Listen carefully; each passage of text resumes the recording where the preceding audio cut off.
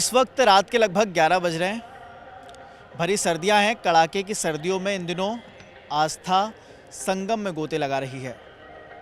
प्रयागराज में महाकुंभ का इतना अद्भुत मेला सजा हुआ है कि देश और दुनिया से तमाम श्रद्धालु यहाँ पर आने के लिए तरस रहे हैं और एक बार सिर्फ उस पावन संगम में डुबकी लगाने की कोशिश में हैं कि उनके भव पार हो जाएं।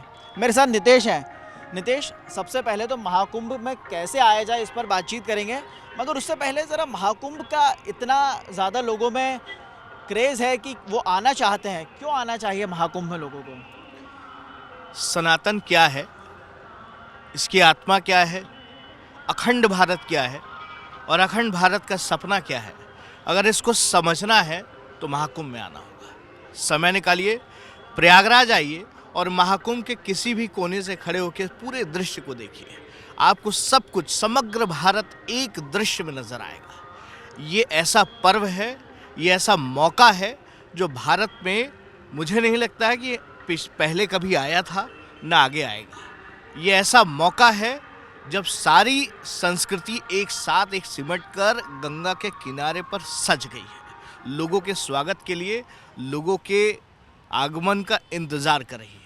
और इस मौके की नज़ाकत को समझते हुए सरकार ने भी जो तैयारियां की उनकी भी अद्भुत है। और ये जो संगम है, ये सिर्फ संगम तैयारियों का नहीं, सिर्फ नदियों का नहीं, ये लोगों का भी है। तो इसलिए इस नज़ारे को देखने के लिए, इस चीज़ को समझने के लिए आपको महाकुंभ आना पड़ेगा और महाकुंभ आने के लिए जो तैयारियां करनी होंगी उस पर भी ध्यान देना होगा। बिल्कुल, महाकुंभ में क्यों आना चाहिए इस पर तो बातचीत हो गई।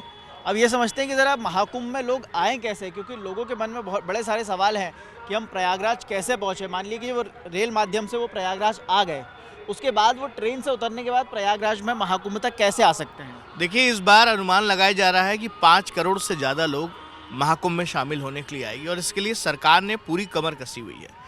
आप सूबेदारगंज स्टेशन पर उतरिए या प्रयागराज स्टेशन पर उतरिए, दोनों जगह से आपको परेड ग्राउंड तक आने की अनुमति है।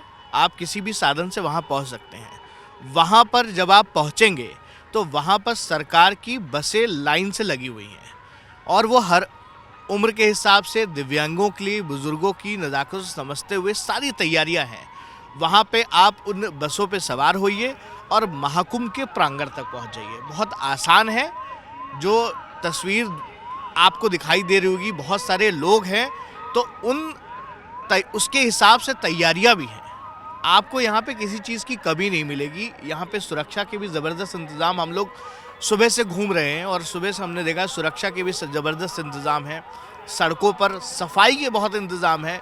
इवन मैंने अभी बहुत सारे मेलों में पिछले दिनों भी हम लोग गए थे, इस तरह की सफाई की व्यवस्था नहीं देखी।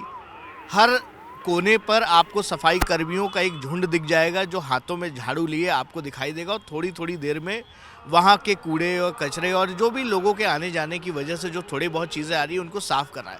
तो जो ये व्यवस्था और जो तरीका बनाया गया है ये बहुत वर्ल्ड क्लास है। तो इसलिए जो इस बार का महाकुंभ इस बार भी बहुत अनोखा है, क्योंकि यहाँ पे व्यवस्थाएं बहुत ज़बरदस्त देखने को मिल रही है। और बताया ये भी जा रहा है कि इन व्यवस्थाओं को देखने के लिए मध्य प्रदेश से पुलिस भी यहाँ पर आई हुई है, क्योंकि अगली बार सिंहस्थ मध्य प्रदेश के उज्जैन में लगना है, इसलिए वहाँ के प्रशासनिक अधिकारी भी आए हुए हैं कि यहाँ पर किस तरह से वर्ल्ड क्लास सुविधाएं की गई हैं, किस तरह से एक सिटी तैयार की गई है पूरी तरीके से, जहाँ पर 1.5 लाख से ज़्यादा टेंट हैं, शौचालयों की व्यवस्था है, सफाई कर्मी हैं, कई सैकड़ों की गिनती में पुलिसकर्मी लगाए गए हैं सुरक्षा की दृष्टि से मद्देनज़र, क्योंकि यहाँ पर देश और विदेश से करोड़ों श्रद्धालु यहाँ पर आने वाले हैं।